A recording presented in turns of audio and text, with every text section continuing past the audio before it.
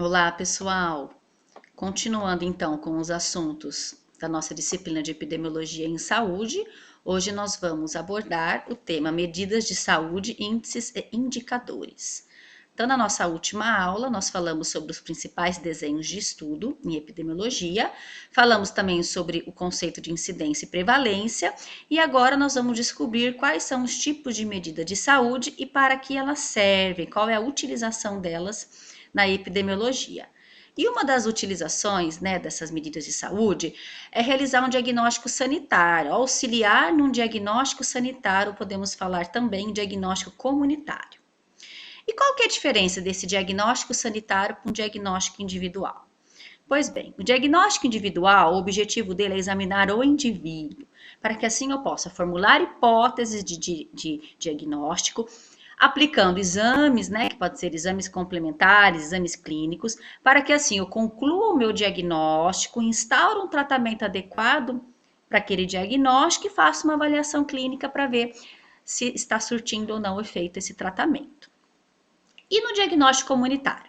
Eu já identifico os níveis de saúde dessa população para que eu possa formular hipótese de causalidade, ou seja, eu quero conhecer as causas da minha doença, da situação de saúde e doença da minha população. Eu aplico os métodos de verificação, por exemplo, os levantamentos epidemiológicos em saúde é um tipo de método de verificação para saber a condição de saúde e doença, elabora um diagnóstico de situação, o diagnóstico situacional daquela minha comunidade, daquela minha população, para saber quais são os principais problemas que acometem, né, aquela população, para que eu possa então implementar ações e programas de saúde específicos para aquele diagnóstico e avaliar o impacto dessas ações, né, nos níveis de saúde e doença, na qualidade de vida dessa população. Muito bem. E recordando também a questão da epidemiologia, um dos principais objetivos da epidemiologia é implementar ações dirigidas à prevenção e ao controle de doenças. Então, a epidemiologia, ela não é somente uma ciência, mas ela também serve como um instrumento para que eu possa implementar essas ações na minha comunidade. E recordando também alguns conceitos relacionados à frequência e à distribuição, já que a epidemiologia ela é um estudo da frequência, da distribuição e dos determinantes dos estados ou eventos relacionados à saúde, lembra? Em populações específicas, e a aplicação desses estudos no controle de problemas de saúde. Então, a epidemiologia, ela se preocupa com a frequência e o padrão dos eventos relacionados a esse processo saúde e doença. A frequência seria o quê? Não inclui só número, mas sim a quantidade, né, de vezes que um evento acontece. E ela inclui taxas ou riscos de doença nessa população. E a distribuição é o modo como uma coisa, uma doença, né, no nosso caso, epidemiologia, é o modo porque uma doença, uma coisa, se reparte ou divide por diferentes lugares. Então, eu tenho a frequência, que é a quantidade de vezes que se repete, e a distribuição, que é aonde que essa doença está se instalando, né, no nosso território, na nossa população, no nosso estado, no nosso país, qual é a distribuição dela em relação ao espaço, né, geográfico. Então, o que seriam essas medidas de saúde? As medidas de saúde, elas existem vários tipos, né? A gente pode mensurar, por exemplo, a doença, a saúde, a morte, os serviços de saúde através das medidas de saúde. Pois bem, então, dada uma série aí de dificuldades para medir a saúde de uma população, é frequente, então, às vezes, a gente avaliar o nível de saúde dessa população, buscando dados de não saúde. Por exemplo, a questão de dados de doença e de morte. Isso pode variar, desde a simples contagem diretas de casos de determinada doença, né, até o cálculo de proporções, razões, taxas ou índices mais complexos, né? Por exemplo, o índice de expectativa de vida ao nascer, nós temos diversos índices aí que são um pouco mais complexos e que representa, né, o estado de saúde dessa população. Então, essas medidas, elas servem para avaliar a doença, a saúde, os óbitos, né, as mortes e principalmente também os serviços de saúde, para saber como é que essas questões, né, que esses aspectos aí estão sendo relacionados dentro da sociedade. E as principais medidas de saúde adotadas é o índice e o indicador. O que seria o índice? O índice é o valor numérico que define a situação de uma população, permitindo comparações. E ele estabelece também diferenças de intensidade de uma doença ou condição de saúde, como, por exemplo, o índice de experiência de cárie, que é o CPOD. Né? Então, quanto maior o CPOD, mais intenso é aquela doença no indivíduo, na população, né? E pior é a condição de saúde dessa população. Um exemplo seria, em relação ao índice, vamos supor que nós teríamos aí 2 municípios. Um município que foi diagnosticado, né? 19 casos de óbito infantil no município 1 e no município 2, 11 casos. O município 1, ele tem 200 mil habitantes e o município 2 tem 100 mil habitantes. Qual será que apresenta o maior índice de taxa de mortalidade em relação à comparação desses municípios? Se nós fizermos o cálculo, nós vamos constatar que o município 2 tem o maior índice de mortalidade. Mas como assim, né? Se ele tem um número menor de casos, tem uma maior taxa. Porque quando a gente calcula sobre a população total, né? Então, a taxa de mortalidade, ela revela um valor diferente do número absoluto, quando a gente compara somente com o número absoluto. A gente tem que levar em consideração, né? Nesse caso, o tamanho desse município. Então, a taxa de mortalidade, ou a gente chama também de coeficiente de mortalidade, é um índice que a gente chama de índice demográfico, um exemplo de índice demográfico, que reflete o número de mortes registradas em determinado município.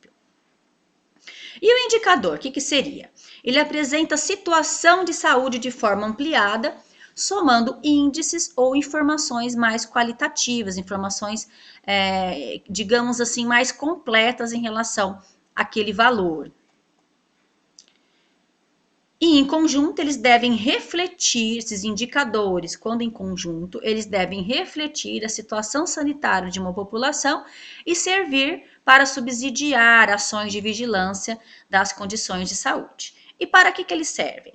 Eles servem para analisar a situação atual de saúde daquela comunidade, daquela população, fazer comparações, né? Às vezes eu tenho indicadores que eu consigo fazer comparações entre um município e outro, entre o meu município e o estado, entre meu município e o país, né? Por exemplo, na saúde bucal, nós temos um indicador de primeira consulta programática. O que é esse indicador? Ele revela o acesso da população, né, ao tratamento odontológico, acesso da população ao atendimento odontológico nas unidades de saúde. Tá? E aí, eu tendo esse valor desse indicador de primeira consulta, eu consigo saber qual município, ou qual região, ou qual estado está dando um maior acesso, né, da minha população ao atendimento odontológico, e eu consigo comparar.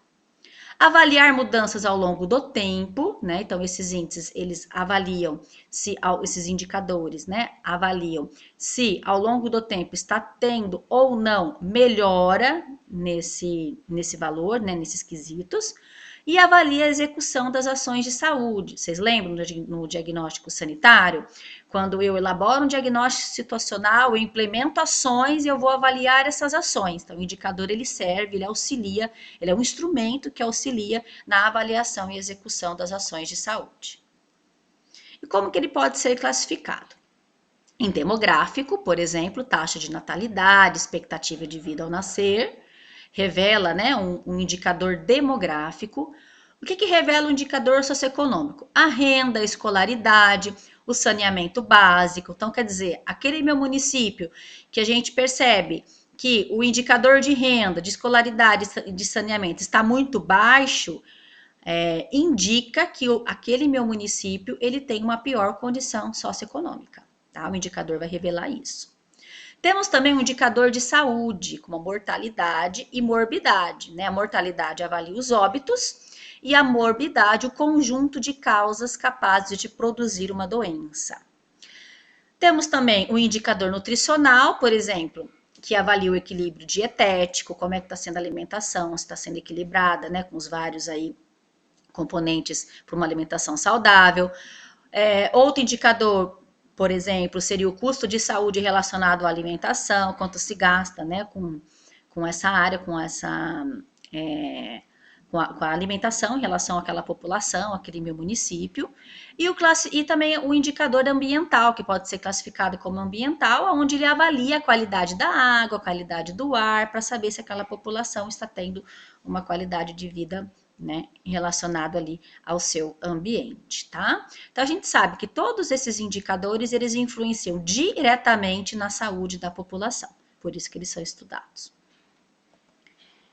E nós temos aqui um exemplo de indicador, o IDH, né, que chama o Índice de Desenvolvimento Humano, né, que é uma unidade de medida utilizada para aferir o grau de desenvolvimento de uma determinada sociedade nos quesitos, nos indicadores de educação, saúde e renda.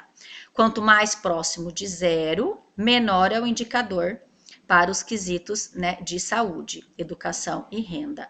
Então, esse IDH, ele reúne vários tipos, né, de indicadores de saúde, renda e principalmente de saúde, educação e renda, e que fala se aquele município é um município que tem um desenvolvimento humano bom ou ruim. Então, quanto maior o IDH, melhor é o município em relação a esses indicadores.